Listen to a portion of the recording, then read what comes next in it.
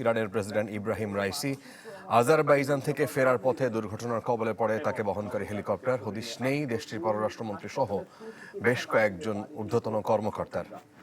তাদের খোঁজে মাঠে নেমেছে 40টির বেশি উদ্ধারকারী দল। পরিস্থিতি এমন যে গোটা দেশে মানুষের ঊর্ধ্বশ্বাস অপেক্ষা রাইসির সর্বশেষ পরিস্থিতি জানতে।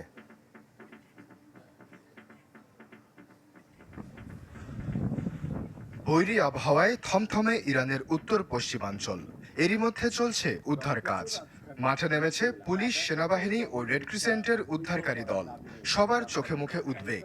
কোথায় আছেন ইরানের প্রেসিডেন্ট ইব্রাহিম রাইসি? রোববার আজারবাইজানে একটি বাঁধ উদ্বোধন করেন 63 বছর বয়সী এই প্রেসিডেন্ট।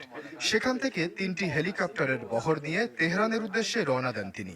সাথে ছিলেন পররাষ্ট্রমন্ত্রী, পূর্ব আজারবাইজানের গভর্নর, খামেনির প্রতিনিধি সহ বেশ কয়েকজন কর্মকর্তা। পথে ঘটে বিপত্তি। ঘন কুয়াশায় ছেয়ে যায় উত্তর পশ্চিমাঞ্চলের সীমান্তবর্তী শহর জোলফার আকাশ। ফলে নিয়ন্ত্রণ হারায় হেলিকপ্টারগুলো।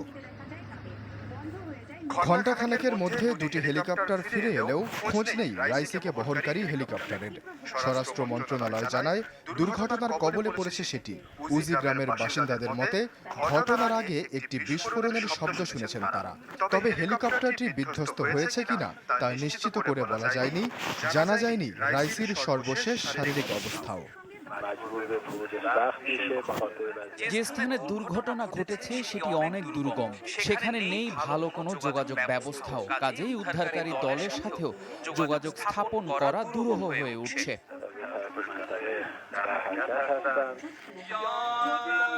প্রেসিডেন্ট রাইসির জন্য প্রার্থনার আহ্বান জানিয়েছে ইরানের গণমাধ্যম ফার্স নিউজ এজেন্সি। মাসদাক শহরে প্রার্থনা মাহফিলে বসেন শত শত ইরানি।